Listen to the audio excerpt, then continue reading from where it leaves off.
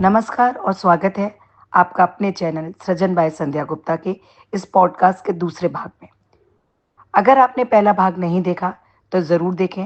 वहाँ हमने त्वचा की उम्र के साथ होने वाले बदलावों और स्किन केयर रूटीन पर चर्चा की है। अब इस भाग में हम अपनी चर्चा को और आगे बढ़ाते हैं। तो चलिए बिना देर किए मिलते हैं फिर से हमारे साथ मौजूद सुप्रसिद्ध skin specialist doctor Ashwini Modi से। अश्विनी, एक चीज़ और पूछना चाहूँगी। आजकल जैसे लोग पार्लर्स में जाके फेशियल कराते हैं और एक डर्मेट के पास जाके फेशियल कराते हैं, तो what do you think which is better? Because जैसे मैंने लॉन्ग रन में देखा, मुझे ऐसे लगता है, मैं कहना चाहूँगी अपने दर्शकों को भी, जो लोगों ने पूछा था, कि मेरी ग्लोइंग स्किन का बहुत सारा श्रेय डॉक्टर अश्विनी को जाता है। क्योंकि जब मैं डॉक्टर अश्विनी के पास आई तो उन्होंने मुझे कुछ मेडिकली ट्रीटेड फेशियल्स के बारे में बताया जो मैंने लिए, जिनसे इम्पैक्ट पड़ा। तो वही क्वेश्चन मैं अश्विनी को पूछना चाह रही थी कि किस एज पर ये हमें स्किन स्पेशलिस्ट के पास आकर अपने फेशियल्स एंड वो कराने चाहिए। विच इज़ बेटर, स्पेशलिस्ट के पास जाकर कराना, डॉक्टर के पास जाके कराना, या नॉर्मल पार्लर्स के पास जाना? यस, सी पार्लर्स काफ़ी सालों से चलते आ रहे हैं, तो ऐसा भी नहीं बोलूँगी कि वो बहुत ख़राब है या नहीं कराना चाहिए। जस्ट अभी क्या हो रहा है, पार्लर्स में भी बहुत ज़्यादा चीज़ें ऐसी यूज़ हो रही है जो वो क्वालिफाइड नहीं है करने को। जैसे वो पील्स कर लेते हैं, लेज़र कर लेते हैं, तो ये चीज़ें नहीं करे वहाँ पे तो अच्छा है। फेशियल्स करे चलेगा, तो there are facials which are good company facials जो पार्लर में भी कर सकते हैं। बट मैंने ये देखा है कि ज़्यादातर वो फेशियल्स के रिजल्ट बहुत लिमिटेड टाइम तक चलते हैं। Whereas when we do a medi facial at clinics, हम सर्टन मशीन्स यूज़ करते हैं, तो उससे जो रिज़ल्ट है वो बेटर आता है, लॉन्गर लास्टिंग होता है, कोलाजन स्टिमुलेट हो जाता है, and we don't use any bleach और any agents which are harmful.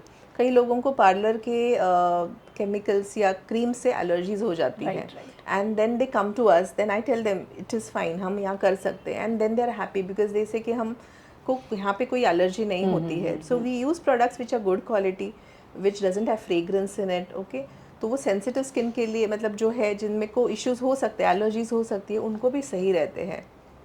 So that way अगर आप करवा सकते हो, you can go and get it done, because the products that are use are much better. Right. मैं खुद भी अपने दर्शकों को कहना चाहूँगी कि आप अगर जाना चाहते हैं तो किसी डर्मेट के पास ही जाएं, बिकॉज मैंने भी किया है और आप भी करके देखिए। इसके साथ ही अश्विनी, मैं एक चीज़ जानना चाहती हूँ। आजकल बहुत फैशन में है, या हर कोई बोलता है विटामिन सी लेना चाहिए, और ग्लूटाथियोन के इंजेक्शंस, ड्रिप्स और बोटॉक्स वगैरह, ऐसी बहुत सारी चीज़ें चल रही हैं, और हर कोई अपनी स्किन को बहुत अच्छा बनाना चाहता है। तो इसके बारे में नॉलेज बहुत सारी, जैसे मेरे दर्शकों को, मुझे ही नहीं है, तो वो नॉलेज हम कैसे गेन करें? क्या आपकी बुक से पढ़कर हमें उन सब चीज़ों के बारे में भी जानकारी मिल सकती है, या हमें किसी डर्मेट के पास जाना चाहिए, या कोई पर्टिकुलर पेजेस को या बुक्स को रेफ़र करना चाहिए? यस, सो मैंने एक्चुअली ये बुक इसीलिए बनाई क्योंकि मुझे पता है कि काफ़ी कॉमन पीपल के अंदर ना ये क्वेश्चंस है, पर उनको पता नहीं कहाँ पूछे, कहाँ ये करे। करेक्ट। अगर वो डर्मेट के पास भी जाते तो इतना टाइम नहीं होता कि इतने सारे क्वेश्चंस का आंसर कोई करे। तो इसलिए अभी मेरे पास पेशेंट आते तो मैं उनको बोलती एक बार आप बुक पढ़ लो, बिकॉज अप्लाई जो उसमें एक अप्लाई कंज्यूम थॉट है, 1/3 of the book is all about application. हमें क्या अप्लाई करना चाहिए, अपने स्किन के लिए क्या अच्छा है, क्या क्या ऑप्शंस है अपने पास। अगर हमारी एजिंग हो रही है, स्किन में हमको लग रहा है कि लूज़ है या हमारे इधर रिंकल्स आ रहा है, तो हम क्या क्या कर सकते हैं। तो एक इन्फॉर्म डिसीजन लिया जा सकता है when you know what is there.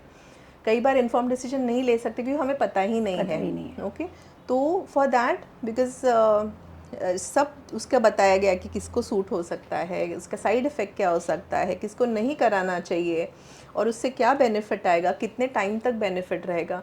So all of that information is given in the book.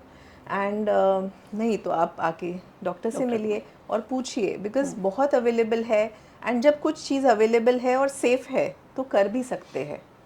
हाँ, क्योंकि मैंने नॉर्मली ना लोगों के बीच में देखा है कि मैंने कुछ कराया, मेरी फ्रेंड ने पूछा, उसको भी बहुत अच्छा लगा और उसने भी करा लिया। तो आपने जैसे कहा कि हर किसी के लिए हर चीज़ नहीं होती। Absolutely. तो ये जानना बहुत ज़रूरी है, और इसके लिए डरमेट से अच्छा शायद और कोई नहीं होगा, क्योंकि पार्लर्स में इस तरह की फैसिलिटी नहीं होती हैं कि पार्लर्स में इतनी सारी चीज़ें वो नहीं बता पाते हैं। जो मैंने आपसे एक विटामिन सी का पूछा, उसके लिए वापस आपसे पूछना चाहूँगी कि विटामिन सी की कुछ गोलियाँ आती हैं जो आप पानी में ये कर कर पी सकते हैं, या उनके ड्रिप्स हैं, तो वो लेने चाहिए। और मतलब मैं खुद भी लेना चाहती हूँ, तो मैं आपसे जानना चाहती हूँ। यस, सो विटामिन सी क्या है? विटामिन सी एक विटामिन है जो अपने कोलाजन को बिल्ड होने के लिए हेल्प करता है। और क्या होता है, एज के साथ अपना हर ईयर अपना कोलाजन कम होते जा रहा है। From the age of 25 it starts reducing, और एट द एज ऑफ 40 तो उसके बाद तो बहुत फास्ट डिटीरियरेट होता है। तो विटामिन सी हेल्प करता है स्किन को थोड़ा स्ट्रक्चर बेटर करने के लिए। विटामिन सी हेल्प भी करता है कि हमारी स्किन का स्किन टोन बेटर रहे। ओके, एंड जब हम उसको कंबाइन करते हैं ग्लूटाथियोन के साथ, ग्लूटाथियोन बेसिकली एक एंटीऑक्सीडेंट है, एंड ये एक लिवर डिटॉक्स भी करता है। So there lot of times all of the issues can be because there are some toxins that are there, तो वो डिटॉक्स भी अच्छा होता है। जैसे ही ग्लूटाथियोन ड्रिप लेते हैं लोगों को एनर्जेटिक भी लगने लगता है। सो जो ब्राइटनिंग इफेक्ट है ग्लूटाथियोन का, वो it is actually a side effect of glutathione. Okay, जो इफेक्ट है वो डिटॉक्स है, but as a side effect it gives brightness. So which is why it is good, but you have to first see if you are the right candidate, see if you are not allergic to it. Okay, get it done from a place which is hygienic, they know how to use, they don't use used needles. Okay, क्योंकि वो बहुत ज़रूरी है, हमें hygiene and safety बहुत ज़रूरी है देखना। तो do it from a clinic which knows how to manage it. Ashwini, अभी तो ये बात हो गई लेडीज़ की। मैंने जनरली देखा है जेंट्स, पुरुष वर्ग ना अपनी स्किन के ऊपर बहुत ध्यान नहीं देते हैं, और तो उनके लिए आप क्या कहना चाहेंगी, उनको क्या सलाह देना चाहेंगी कि उनको किस तरह से अपनी स्किन का ध्यान रखना चाहिए, बिकॉज स्किन सबके लिए बहुत ज़रूरी है। यस, स्पेशली इंडियन मेन में मैंने देखा है मेन इशू होता है पिगमेंटेशन। ओके, तो बिकॉज हम सनस्क्रीन नहीं लगाते हैं, कुछ भी नहीं लगाते हैं, तो एंड सन एक्सपोजर हो रहा है बाहर, इवन गाड़ी में अगर ट्रैवल करें तो भी सन एक्सपोजर हो रहा है, हम स्वेट करते हैं, स्वेटिंग से मैक्सिमम मेन की आदत है हैंकरचिफ लेके घिसना। ओके, और फिर धूप, तो क्या होता है फ्रिक्शन एंड सनलाइट, इससे दोनों से एक फ्रिक्शनल मेलानोसिस बहुत कॉमन है, जो हम एक पैच देखते हैं मेन में जो ब्लैक होता है। तो पहले तो ये बताना चाहूँगी कि ये घिसना नहीं है। फेस वॉश करते वक्त भी वो बहुत ज़ोर से घिसते हैं, उनको लगता है अच्छे से डर्ट निकल जाएगा, वो भी नहीं करना है। अपने स्किन को अच्छे से आराम से वॉश करना है और डैब करना है, जस्ट डैब इट। एंड कुछ नहीं तो एटलीस्ट एक सनस्क्रीन लगाना ज़रूरी है। Okay, because sunscreen is what is going to protect you from any pigmentation, because एक बार वो पिगमेंट बैठ गया ना तो देन उसके लिए बहुत ट्रीटमेंट करना पड़ता है। Correct. और फिर भी वो 100% जाए क्या नहीं जाए नहीं बोल सकते। सो एज अ प्रिवेंशन अगर हम पहले उसको प्रिवेंट करें तो कभी भी बेटर है। So as a prevention start using a sunscreen, एकदम बेसिक। एंड आजकल तो बहुत अच्छी सनस्क्रीन्स आई है, पहले तो सनस्क्रीन भी ऐसी थी कि ना खुद ही ब्लैक लगता था स्किन सनस्क्रीन लगाते से, तो ऐसे लगता है अभी काला लग रहा है, बाद में लगे तो अच्छा है, अभी से क्यों ऐसा हो जाता था। बट अभी सनस्क्रीन्स भी इतनी अच्छी आई कि they just go in the skin and you don't feel कि कुछ लगाया है। तो sunscreen for main is a must I feel, especially in our country where the temperatures are such, the sun is so harsh, तो वो use कर सकते हैं। आजकल थोड़ा ट्रेंड बदल रहा है, men are coming for skin care, specially hair. हाँ, और कुछ नहीं तो हेयर के लिए तो मैंने आ ही जाते, बिकॉज हेयर लॉस होता है वो सबको ट्रबल देता है। And once they come for hair then they ask कि अरे हम स्किन के लिए कुछ कर सकते हैं क्या। So that is a starting point where in they start for hair and then they start working on the skin also. Ashwini, आपने हेयर की बात की, तो आजकल बहुत आम समस्या हो गई है हेयर फॉल और ग्रेइंग ऑफ हेयर। तो ये दो चीज़ें जो बहुत ज़्यादा सभी लोगों को इम्पेक्ट करती हैं, मैन और विमेन दोनों।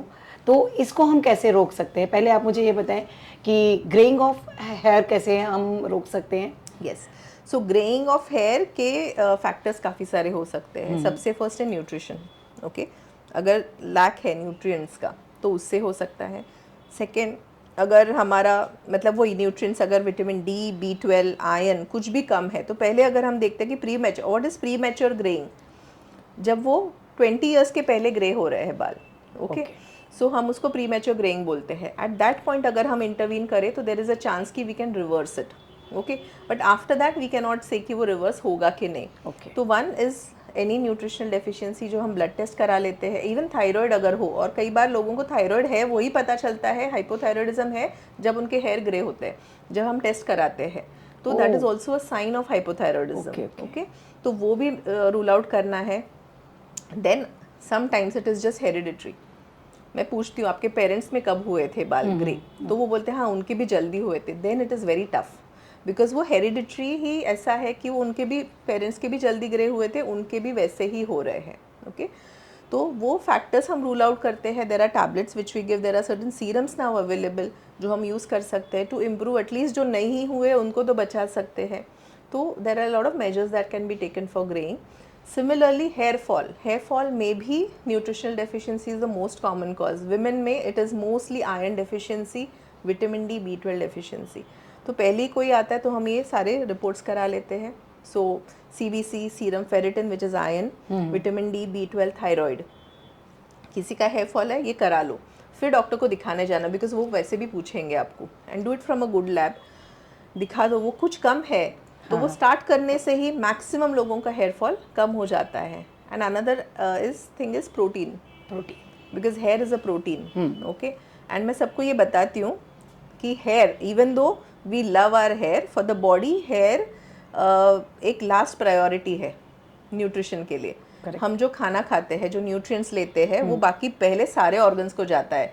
आईज, लिवर, लंग, किडनी, आप जो ऑर्गन सोचो वो हेयर से इंपॉर्टेंट है. Because a bald person is also as healthy as a hairy person, isn't it. उनमें हेल्थ में कुछ इश्यू नहीं है. तो माइंड अपना ये चलता है, बॉडी अपना ये करती है कि मैं कहाँ राशन करूँ. अगर इतना ही विटामिन डी है तो मैं इधर देती हूँ, हेयर को छोड़ देती हूँ. इतना ही आयरन है तो बालों में ही नहीं देते हैं. तो वो लास्ट प्रायोरिटी है. इसलिए हमको अपना iron levels and all should be matched, otherwise वो क्रॉनिक हेयर फॉल में चला जाता है. Stress again a very big reason. तो मे बी उस पर एक अलग पॉडकास्ट हो जाएगा स्ट्रेस पे. हाँ बिल्कुल करेंगे, बिकॉज ये सारी चीज़ें इतनी इंटर रिलेटेड है कि उस पर पॉडकास्ट करना भी मुझे लगता है, आपसे बात करते हुए मुझे लग रहा है बहुत ज़रूरी है एक सेपरेट पॉडकास्ट करना. अश्विनी, अभी आपने सीरम की बात कही कि हम सीरम यूज़ करके ग्रेइंग ऑफ हेयर को रोक सकते हैं. तो क्या जिनके बाल ग्रे हो चुके हैं, क्या उनके लिए भी कुछ इस तरह के सीरम है? क्योंकि मैंने बहुत बार देखा है, मैंने खुद मेरे हस्बैंड के साथ में देखा है कि वो जब भी डाई यूज़ करते थे तो उनको ब्लैक पैचेस हो जाते थे. तो धीरे धीरे करके उन्होंने वो डाई करना बंद कर दिया. और I don't like that grey hairs, तो पर ऑप्शन नहीं है कोई. तो और ये प्रॉब्लम मुझे लगता है आज सभी यंग बच्चों में भी दिखने लगी है. तो क्या वो सीरम हेल्प करते हैं? Can we use some type of serum to blacken our hair? Yeah, so there are serums, but अभी भी कोई बहुत ज़्यादा प्रूफ नहीं है साइंटिफिक कि वो सब में काम करता है क्या नहीं. एज आई सेड, जो बाल ग्रे नहीं हुए हैं उनको बचाने में yes it does help, but जो ऑलरेडी ग्रे हो चुके हैं उनमें कितना हेल्प करेगा वो अभी भी वी डोंट नो. ओके, किसी किसी में वो भी काम करता है, but that is only at a very young age when we know कि ये डेफिशिएंसीज से भी हो रहा है और डेफिशिएंसीज ने को हम लोग ने क्लियर किया. But after a certain age, even if we use the best of the serums, it is very tough to get the color back because वहाँ का मेलानिन निकल चुका है. तो in such cases hair color is an option, but yes there is a lot of allergies to it. इसमें काफ़ी allergies होती है, लोगों को pigmentation आता है. but वहाँ कई colors ऐसे available है जो आपको डर्मेटोलॉजिस्ट या मेडिकल स्टोर में मिलेंगे जो PPD फ्री होते हैं. तो ऐसे कलर्स यूज़ करे जा सकते हैं जो सेफर है, सेफर ऑप्शंस है. तो जिनको एलर्जी है you can use those products like that. Ashwini, अभी आपने एक वर्ड यूज़ किया PPF और SPF भी लोग यूज़ करते हैं. What is that term? वो क्या बोलते हैं कि इसके अंदर इतना SPF होना चाहिए तब आप यूज़ करो and all that? Yes, so SPF is sun protection factor. And sun protection factor अपने को ये बताता है कि ये हमें कितना प्रोटेक्ट करता है. ओके, कितना डिग्री तक प्रोटेक्ट करता है. जैसे SPF 15 है, वो अपने को 90% तक प्रोटेक्ट करेगा स्किन को. SPF 30 पे जाएंगे तो वो 95% करेगा. SPF 50 लेंगे तो वो 97% करेगा. ओके, तो हम जितना हायर SPF लगाते हैं उतना उसका डिग्री ऑफ प्रोटेक्शन बेटर है. तो आप कई बार अगर बीच हॉलीडेज जाते हो तो हम बोलते हैं आप 50+ या 75+ SPF यूज़ करो। रेगुलर यूज़ में 30 SPF is also good enough. And SPF एक वैल्यू है जो हमको UVB रेस के बारे में बताता है। So there is a UVA ray also. तो उसमें हमको PA वैल्यू देखना होता है। तो PA एटलीस्ट 3+ या 4+ होना चाहिए। PA वैल्यूज़ UVA रेडिएशन से। तो आजकल मोस्टली जो अच्छे ब्रांड के सनस्क्रीन है, every brand has a SPF and a PA protection. हाँ, तो वो देख के आप ले सकते हो। नॉर्मली SPF 40+ होना चाहिए एंड PA सो PA 3+ या 4+ होना चाहिए। SPF 30 और more is good, but except अगर बीच हॉलीडेज जा रहे हो या बहुत धूप लगती है किसी को तो उनको 50+ ही लेना चाहिए। तो it is mentioned on that product. Yes. Ashwini, जैसे आपने कहा स्किन के लिए आपने बताया कि आपको सन स्क्रीन लगानी चाहिए, हेयर के लिए भी क्या कुछ ऐसा मास्क और ऐसा हम यूज़ कर सकते हैं ताकि डैमेज ना हो हमारे बाल धूप में जाने पर? और तो अभी काफ़ी सारे ऐसे सीरम्स आए हैं जो सन प्रोटेक्शन भी देते हैं। वो मैं बहुत रेगुलरली नहीं बोलती हूँ कि आप हमेशा ही यूज़ करो, बट अगर बहुत धूप में जाने वाले हो और अम्ब्रेला नहीं ले सकते हो या हैट नहीं डाल सकते हो तो वो सीरम्स भी यूज़ कर सकते हैं to protect the hair as well, because hair damage भी होता है UVA रेडिएशन से। या अदरवाइज बांध के रखो and just use something like a protection. That's why हम हैट वगैरह भी यूज़ करते हैं, तो वो भी प्रोटेक्ट कर लेता है। अश्विनी, जैसे पुराने समय में हमारी दादियाँ मम्मी बालों को बहुत ऑयल करते थे, आजकल भी मैंने देखा है बहुत सारे मदर्स करते हैं, लेकिन फिर भी वो ट्रेंड बदल रहा है, लोग को ऑयलिंग करना पसंद नहीं। मेरे को याद नहीं पड़ता कि मैंने पिछले 30 सालों में ऑयल कभी यूज़ किया हो। तो मैं जानना चाहती हूँ, ये जो मिथ है कि ऑयल आपके हेयर के लिए बहुत अच्छा होता है, क्या ये सही है? Yes, oil is a very controversial topic, okay, because हम अगर आयुर्वेदा में देखें या पुराने ज़माने में देखें तो ऑयल का बहुत महत्व है। बट एज ए डर्मेटोलॉजिस्ट जो हम सीखते हैं उसमें हमें ये बताया जाता है कि oil is a good conditioner, okay. तो वो हेयर एक अच्छा कंडीशनिंग देता है। सो मैं बोलती हूँ आधे घंटे पहले लगाओ, रात भर लगाने की ज़रूरत नहीं है। हाफ एन आवर पहले लगाना है, हफ्ते में 2 बार आप हेयर वॉश कर रहे हो, हाफ एन आवर लगाओ, वॉश ऑफ कर दो। If you have dry hair, अगर आपका हेयर वैसी ऑयली है, वैसे ही स्कैल्प में से इतना ऑयल निकल रहा है कि उसको ही वो ऑयल निकालने के लिए हम वॉश कर रहे हैं, तो एडिशनल ऑयल की ज़रूरत नहीं है। आप सिर्फ टिप्स पे ऑयल लगा के वॉश कर सकते हो, that is also fine. Also बहुत सारी कंडीशंस होती है जो ऑयलिंग से वर्स होती है। जैसे अगर किसी को डैंड्रफ है, सेबोरिक डर्मेटाइटिस है, उनका डैंड्रफ और सेबोरिक डर्मेटाइटिस दोनों ही वर्सन होगा because of oil. Because oil ये क्यों होता है? फंगस के ओवर ग्रोथ से, और oil is a very good food for fungus. आप दे रहे हो उनको, खाना दे रहे हो फंगस को ग्रो होने के लिए, तो वो फंगल इन्फेक्शन बढ़ेगा and seborrheic dermatitis, scalp itching बढ़ेगा। तो उनमें तो हम स्ट्रिक्टली मना करते हैं, मत ऑयलिंग करो। Also I was surprised when I saw an article saying the massaging action of the oil is more beneficial than the oil itself. Oh, Okay, तो ऑयल लगाए बिना मसाज कर लो। only, ओके, हाँ. So there was study where in on what they did is they only did this, okay, pinching of the scalp all over. बैठे बैठे TV देख रहे हैं, पिंच कर रहे हैं। तो उन्होंने ऐसे ग्रुप्स बनाए, तो उन्होंने देखा आफ्टर 6 मंथ जो लोग डेली में 20 मिनट पिंच कर रहे हैं, उनकी hair growth was much better. That was because वो स्टिमुलेट कर रहे हैं, वहाँ का अपना जो सर्कुलेशन है वो बढ़ रहा है। बिकॉज स्कैल्प में ब्लड आने के लिए उल्टा जाना पड़ रहा है, right? It is against gravity. So again we are stimulating more circulation. कई योगासन भी है जिसमें हम अपना सर नीचे करते हैं, शीर्षासन। Yes, all of those are good for hair because वहाँ पे ब्लड सप्लाई बढ़ रहा है। ब्लड सप्लाई बढ़ रहा है मतलब क्या हो रहा है? न्यूट्रिएंट्स मिल रहे हैं, बिकॉज न्यूट्रिएंट्स की कमी से ही हेयर फॉल होता है ज़्यादातर। तो उस हिसाब से वो हेल्प करेगा। जैसे आपने अभी ये कहा, तो मैं ये जानना चाह रही थी कि कई बार कैसा होता है कि बहुत सारे प्रोडक्ट हमारे सामने होते हैं घर में भी। जैसे पुराने समय में वो आंवला शिकाकाई वो सब डाल के हम हेयर वॉश करते थे। आजकल तो बाज़ार में बहुत सारे तरह के शैम्पूज़ अवेलेबल है, कंडीशनर अवेलेबल हैं। तो व्हाट इज़ बेटर, जो हमारे होम रेमेडीज़ हैं या बाज़ार में जो शैम्पूज़ एंड कंडीशनर अवेलेबल हैं? Yes, I believe to each is their own, okay. सबका हेयर अलग होता है, सबका स्किन टाइप अलग होता है, ओके। किसी किसी को वो सूट भी कर जाता है, बट कई लोगों को शिकाकाई से हेयर ड्राई हो जाते हैं, कई लोगों को सूट नहीं करता है। तो ये जो प्रोडक्ट्स बनाए गए वो स्टैंडर्डाइज प्रोडक्ट्स होते हैं, इसका पीएच बैलेंस होता है, इसमें जो इंग्रेडिएंट्स डाले हैं वो सेफ्टी के हिसाब से डाले रहते हैं, तो मेजरली सबको सूट कर जाते हैं। सबसे मेन डिफरेंस है हेयर को अगर हम शैम्पू यूज़ करते हो देखना है कि वो स्ट्रेट हेयर के लिए है या कर्ली हेयर के लिए है। कई बार कर्ली हेयर वाले लोग स्ट्रेट हेयर प्रोडक्ट्स यूज़ करते हैं, because for the longest time curly hair के लिए कोई प्रोडक्ट बनता ही नहीं था, ओके इसलिए फ्रिजीनेस आती थी, बिकॉज हम कर्ली हेयर को स्ट्रेट बना रहे हैं तो वो फ्रिजी हो जाएंगे, तो हमको वो फ्रिजीनेस नहीं चाहिए। तो आजकल बहुत अच्छे कर्ली हेयर प्रोडक्ट्स आए हैं, वही यूज़ करना चाहिए, because they keep the moisture in, and curly hair में मॉइस्चर इन होना चाहिए। एंड स्ट्रेट हेयर में तो कैसे भी करो वो स्ट्रेट ही हो जाते हैं, वो सिल्की होते हैं, ओके तो straight hair as such don't need too much. थोड़ा सा कंडीशनिंग लगा दिया शैम्पूइंग के बाद, that is good enough. Also shampooing is majorly for this area, okay आप बाहर भी अगर शैम्पू करते तो देखते वो लोग यहाँ शैम्पू करते हैं, then they rinse it off, तो जो भी फोम गिरता है वो काफ़ी है हेयर के लिए, okay and conditioning is more for this area, okay because यहाँ पे अपना ऑयल नहीं पहुँचता है, तो नेचुरल ऑयल है वो यहीं तक रह जाता है, एंड यहाँ पे ऑयल नहीं रहता है, तो इस हिसाब से इस एरिया में हम कंडीशनिंग यूज़ करो ज़्यादा, जो टिप्स है, एंड यहाँ पे शैम्पूइंग यूज़ करो, शैम्पू यूज़ करो। अच्छा, both are for the different part of areas, yes, so we don't need a conditioner here majorly and we don't need a shampoo for this, like that.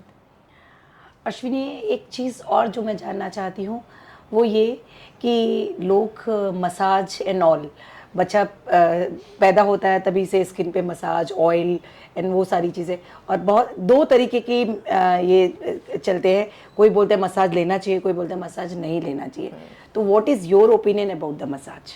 Yes, see I feel massage कर सकते हैं, पर वो बहुत harshly नहीं करना चाहिए। बच्चों की स्किन नाजुक होती है, उसको बहुत प्यार से, I think mothers are the best to do massages, प्यार से करेंगे, थोड़ा हल्का करेंगे, एंड जस्ट एक नॉर्मल कोकोनट ऑयल यूज़ किया या ऑलिव ऑयल या आमंड ऑयल बहुत है, बहुत ज़्यादा उसमें कुछ डालने की ज़रूरत नहीं है। And one thing I have realise over the years कि बेसन से जो हम मसाज करते हैं बच्चों का, स्पेशली बाल निकालने के लिए, हाँ क्या होता है, हम बहुत घिसते हैं, बेसन जो है वो हम नहीं चाहते कि स्किन के अंदर जाए, बट इतना घिसने से कई बार वो अंदर जाता है, बॉडी उसको सेंसिटाइज हो जाती है, उसके अगेंस्ट एंटीबॉडीज़ बन जाती है, एंड वही बच्चों को आगे जाके चना दाल से एलर्जी होती है।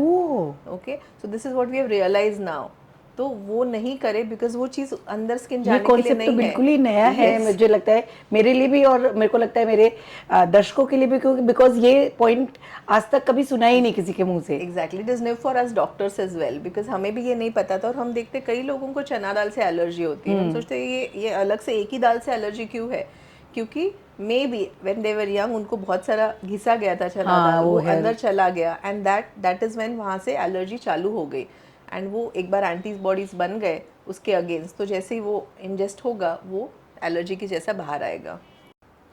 अश्विनी, एक चीज़ मैं आपसे जानना चाहती हूँ कि स्किन को ड्राई करने का बेस्ट तरीका क्या है? कुछ लोग कहते हैं कि स्किन को रगड़ कर सूखा करना चाहिए, कुछ लोग बोलते हैं दब दब करके सूखा करना चाहिए, तो आप प्लीज़ बताएं कि स्किन को ड्राई करने का बेस्ट तरीका क्या है? मैं बोलना चाहूँगी कि क्या सही है इंडियन स्किन के लिए, वो हमें जानना है, बिकॉज इंडियन स्किन अलग है कॉकेशियन पॉपुलेशन से, जो फेयर स्किन होती है उनसे इंडियन स्किन अलग है, क्योंकि हमारी स्किन में घिसने के बाद एक पर्टिकुलर टाइप ऑफ पिगमेंटेशन आता है आफ्टर फ्यू इयर्स, जिसे हम मैकुलर अमाइलोइडोसिस बोलते हैं। It is a protein deposition which happens because of constant friction, okay वो कॉकेशियन या जो फेयर लोग होते हैं उनमें नहीं आता है, बट वो इंडियन स्किन टाइप पे आता है, तो हम कई बार देखते हैं लोगों को यहाँ पिगमेंटेशन हो जाता है लेटर, वो सोचते क्यों हुआ, कई बार that is because of using of scrubs, या जो भी हमको लगता है डर्ट है निकालो। अपनी स्किन है ना is very good at replacing itself. एक फन फैक्ट बताती हूँ, अपने जो घर में डस्ट है उसका 50%, what is 50% of the dust is our skin cells. Oh my god, ऐसा तो कभी सोचा ही नहीं। Yes, so our skin is constantly going off. अच्छा, ओके, निकल रही है सब जगह, हमको नहीं पता चल रहा है बिकॉज वो कहाँ जाएगी, न्यू आ रही तो कहीं तो जाएगी ना। नाउ आई रियलाइज कि व्हेनेवर यू पुट थोड़ा तो ज्यादा निकलता है। मॉइस्चराइजर एंड तो फिर वो ऐसे skin लगता है निकलती अरे है ना। मेरी स्किन गंदी और वो निकल रहा है। हाँ, that is a dead skin, right. तो अपना जो डेड लेयर है स्किन का वो काफी बड़ा रहता है और वो सब जगह अपने आप झड़ता रहता है। ओके, ये हम ज्यादा देखते सोरायसिस वगैरह के पेशेंट में, वो तो जहाँ बैठते वहीं पे स्किन निकलती है उनके, because that is shedding too fast, that is a problem of skin shedding, तो that is a disease. But normal skin भी अपने आप शेड होती है, ज़्यादा घिसने की ज़रूरत नहीं है, नहाते वक्त थोड़ा सा सोप लगा लिया। येस, ड्राई स्किन है specially after the age of 60, मैं खुद बोलती हूँ कि थोड़ा सा आप वर्जिन कोकोनट ऑयल या अच्छा कोकोनट ऑयल लगाओ, लेट इट गेट एब्जॉर्ब, और फिर उसके बाद आप हल्के गुनगुने पानी से नहाओ। बहुत हॉट वाटर नहीं लेना है क्योंकि गर्म पानी स्किन का मॉइस्चर और निकालता है, तो वो नहा के फिर इमिजिएटली उसके बाद मॉइस्चराइज़र लगाओ। सो ये डबल मॉइस्चराइजिंग बहुत हेल्प करता है जिनकी स्किन ड्राई होती है with age, because with age oil glands काम नहीं कर रहे अच्छे से, राइट। तो जो स्किन में ऑयल है वो नहीं बन रहा है, स्वेट ग्लैंड्स बराबर काम नहीं करते हैं, तो वो भी हाइड्रेशन भी नहीं हो रहा है ऊपर से, तो ऊपर से हाइड्रेशन देना अपना ज़रूरी है।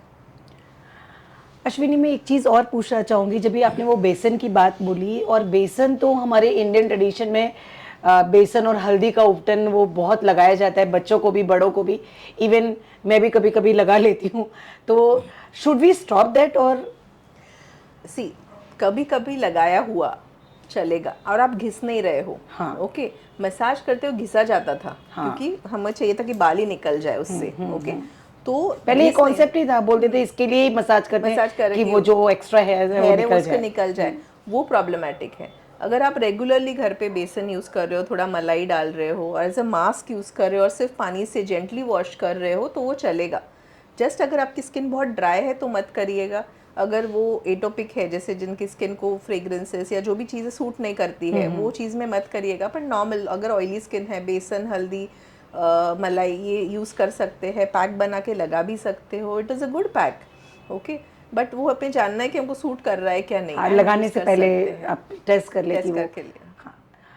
अश्विनी, मैं जो एक चीज़ और जानना चाहती हूँ कि पुराने समय में बहुत सारी चीज़ें ऐसी थी, घर में ऐसे बहुत सारी चीज़ें की जाती थी, बताई जाती थी कि ये मत करो। अभी जैसे आज भी होता है, मैंने देखा है किसी किसी को चिकन पॉक्स हो जाते हैं, तो पुराने समय में ऐसा किया जाता था कि चिकन पॉक्स निकला तो घर के अंदर बंद कर दिया, घर में छौंक नहीं लगाया जा रहा है कि स्किन के ऊपर इम्पैक्ट आता है, वो अंदर से उसको माता जी करके बोला जाता। तो क्या ये सब चीज़ें सच में आप लोग भी मानते हैं और होती हैं क्या? ये चीज़ें इम्पैक्ट करती हैं ये चीज़ें? सी, चिकन पॉक्स में थोड़ी जनरल प्रिकॉशंस हमें लेनी रहती है, राइट। जैसे मैं खुद बोलती हूँ चिकन पॉक्स के पेशेंट्स को कि आप बाहर मत जाओ। क्यों बाहर मत जाओ? क्योंकि वो इन्फेक्ट कर सकते हैं दूसरों को। करेक्ट। ओके, एक रूम में अंदर बैठो ताकि बाकी जिसको चिकन पॉक्स नहीं हुआ है उनको नहीं हो। It is not because of something else कि कुछ और हो जाएगा उनको, इसके लिए नहीं। It is for prevention of contaminate, मतलब दूसरों को होने से ज़्यादा नहीं होना चाहिए, इसलिए हम प्रिवेंशन के लिए बोलते हैं। Correct correct. चिकन पॉक्स तो एक वायरस है, we all know that it's a virus, बहुत कॉमन है। एंड बचपन में होता था, बट बिकॉज अभी बचपन में नहीं हो रहा है तो काफ़ी अडल्टहुड में लोगों को चिकन पॉक्स हो रहा है। एंड उसमें अभी ट्रीटमेंट भी है, तो जैसे ही पहले पता चले, पहले 2-3 दिन में ही उसका ट्रीटमेंट करे तो वो फैलने से बढ़ने से रुक सकता है, या बहुत सिवियर नहीं होगा। नहीं तो एडल्ट चिकन पॉक्स बहुत सिवियर हो सकता है। तो जैसे ही पता चले पहले डॉक्टर के पास जाइए। कई बार लोग पहले मंदिर जाते हैं, हाँ। तो मुझे लगता है पहले डॉक्टर के पास हाँ, जाइए, मैं फिर वही मंदिर सारे भी में करिए। पूछ रही कि ये Yes. मंदिर जाना, छौंक ना लगाना, ये सारी Yes. चीज़ें। वो करिए, आपको बिलीफ है तो करिए, बट पहले डॉक्टर से दवाई चालू करिए and then you do everything else that you want. तो मैं जानना चाहती हूँ, क्या मेडिटेशन करके भी हम अपनी स्किन को अच्छा बना सकते हैं, जैसी चाहें वैसी स्किन प्राप्त कर सकते हैं? एब्सोल्युटली। एंड इसके लिए मैंने एक मेडिटेशन भी बनाया है जो मैं अपने पेशेंट्स को भी देती हूँ। एंड आज मैं चाहूँगी हम अपने सारे दर्शकों को भी ये Wow. दें। एंड वो कब सुनना है, सी, मेडिटेशन कब करना है वो भी इम्पॉर्टेंट है, बिकॉज हमारे ब्रेन के वेव्स होते हैं। Okay, there is a beta wave, alpha wave. जब हम अल्फ़ा वेव में होते हैं तब हम बहुत रिसेप्टिव होते हैं ये चीज़ों के लिए। बीटा वेव इज़ जब हम बात कर रहे हैं, okay, that is when we are active. Alpha wave कब आता है बॉडी में? जब हम नींद में है, जस्ट सोने वाले हैं। अगर बच्चों को आप देखिए, जब सोते हैं, जब हमको पता है सोने वाले, उनकी आंखें ऊपर हो जाती है, Right. They do this. Okay, that is when their mind is going into an alpha wave. ये एक स्लो वेवलेंथ है। उस टाइम अपने सबकॉन्शियस का जो डोरवे है वो ओपन होता है। उस टाइम अगर हम वो मेडिटेशन लगा के सोए, बच्चों को भी सुना सकते हैं वो meditation, because subconscious mind active होता है उस टाइम, ग्रास्पिंग पावर बहुत अच्छी रहती है। तो वो एक टाइम है। एंड मॉर्निंग में पहले कोई एक्टिविटी करने से पहले हम जब उठते हैं उस टाइम भी अल्फ़ा वेव में रहते हैं। तो ये 2 समय है जब हम अगर मेडिटेशन करें, जो हमको चाहिए वो चीज़ें सोचे, अफर्मेशन करें, विजुअलाइजेशन करें, तो वो ज़्यादा फलित होंगी। बिकॉज उस टाइम कॉन्शियस माइंड इतना एक्टिव नहीं रहता है, बिकॉज कॉन्शियस माइंड का एक फिल्टर आ जाता है। Correct correct. तो we'll gift it to all your our viewers. Thank you so much Ashwini, क्योंकि मेडिटेशन के लिए मैंने इसके लिए बात किया क्योंकि मैं मेरे काउंसलिंग सेशंस में मैं ज़्यादातर ना मेडिटेशन के ऊपर बहुत अधिक, और ये जो आपने टेक्निक बोली कि आप रिकॉर्ड कर लो और उसको सोने से पहले सुनो, एंड सुबह उठने से पहले, तो उठने से पहले मैंने एक जिसको एक्सपेरिमेंट किया है कि मैं क्या करती हूँ, कॉलर जो हमारी अलार्म की जो टोन है उसमें हम अपने जो मेडिटेशन की रिकॉर्डिंग है, मेडिटेशन को लगा के रखते हैं। तो मुझे जैसे सुबह 3:30 उठना है, तो वो 3:30 वो अलार्म में रिकॉर्डिंग ही बजता है जो मेरा मेडिटेशन है, और वो मेडिटेशन करते करते मुझे मालूम है मैं 15 मिनट के बाद उठूंगी। तो ऐसा कई सारे मैंने अपने क्लाइंट्स के ऊपर प्रयोग करके देखा जो कि बहुत सक्सेसफुल रहा। इसके लिए मुझे, क्योंकि पता है कि आप भी इन सब में काम करती है, तो वो आपकी भी एक्सपर्ट एडवाइस अभी दर्शकों को पता चली तो उनको निसंदेह इससे बहुत लाभ होगा। अश्विनी, जो मोस्ट इम्पॉर्टेंट क्वेश्चन मैं आपसे जानना चाहती हूँ, what is true beauty? Yes, it's a very deep question. And I believe कि जो भी यूनिवर्स में है, जो नेचुरल है, जो यूनिवर्स ने बनाया है, I see beauty in everything. Okay, because I truly believe कि beauty lies in the eyes of the beholder. पहले जब मैं माइंड के ऊपर इतना, या मैं बहुत स्पिरिचुअल नहीं थी, तब मुझे ये नहीं दिखता था। I use to go more for जो दिखता है वो ब्यूटी और ऐसे। बट नाउ आई रियलाइज्ड कि there is much more to beauty than what is seen. जो इनर ब्यूटी होती है वो फेस पे दिखती है। ओके, तो अगर मन शांत है, मन पीसफुल है, मन में अच्छे ख्याल है, तो वो फेस पे आते हैं, वो ब्यूटीफुल दिखते हैं। बच्चे तो हमेशा ही सब ब्यूटीफुल लगते हैं, राइट? तो भगवान ने बनाया हुआ है और वो जैसे आते हैं हमको सब ब्यूटीफुल लगते हैं। तो हर इंसान में हमें ब्यूटी देखनी है, हमें जेन्युइनली सोचना है कि वो कैसे ब्यूटीफुल है, ये नहीं सोचना है कि वो कैसे ब्यूटीफुल नहीं है। बिकॉज अगर उनको यूनिवर्स ने, भगवान ने बनाया है, तो everything is beautiful. So that is what is true beauty for me, and that's my answer. Ashwini, अब एक पर्सनल सवाल, एक बड़ा ही सरप्राइजिंग फैक्ट मुझे अभी आपके बारे में पता चला कि आप हिंदी में बड़ी अच्छी कविताएं लिखती हैं। मैंने सुनी भी। मैं जानती हूँ कि आपकी मदर टंग मराठी है, आपकी एजुकेशन इंग्लिश मीडियम में हुई, और आपका प्रोफेशन डॉक्टर का है, तो ज़्यादातर आप इंग्लिश में ही बात करते हैं। फिर भी ऐसे में आपने इतनी खूबसूरत कविताएं लिखी, तो एक खूबसूरत सी कविता हमारे दर्शकों के लिए। Yes, as you rightly said, Hindi मेरे लिए बोलना आसान है, पर मैं थोड़ा मुंबईया हिंदी बोलती हूँ। नॉर्मल हिंदी मैं इतना नहीं बोल सकती, स्पष्ट हिंदी जो हम अच्छी हिंदी बोलते हैं। मेरे लिए मिरेकल था। आई डिड वन कोर्स जिसमें मेडिटेशन करना था, and then I ask for guidance. मुझे गाइडेंस पूछना है यूनिवर्स से कि मुझे क्या जानना है, आज मेरे लिए क्या जानना ज़रूरी है। एंड उस दिन से मेरा ऑटो राइटिंग स्टार्ट हो गया। I started writing it after every time मैं मेडिटेशन करती थी, मैं पेन और पेपर लेके बैठती थी, और देन मुझे वो ऑटोमेटिकली लिखने आ रहा था। मैंने ऑलमोस्ट 40-45 पोएम्स हिंदी में लिखी है, एंड वो सारी पोएम्स 5-5 मिनट्स में लिखी है। एंड वो शब्द भी ऐसे हैं जो मैंने कई बार सुने भी नहीं हैं, मुझे इतना आइडिया नहीं है। बट आई बिलीव दैट जब यूनिवर्स को अपने मैसेज देना होता है तो वो कोई माध्यम से हमें देता है।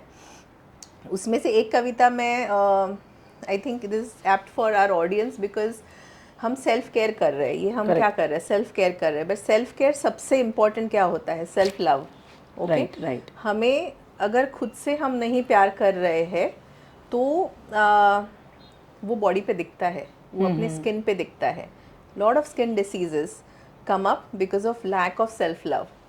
ओके, तो एक कविता उस हिसाब से मैं बोलना चाहूंगी, पढ़ना प्लीज चाहूंगी। प्लीज। हाँ,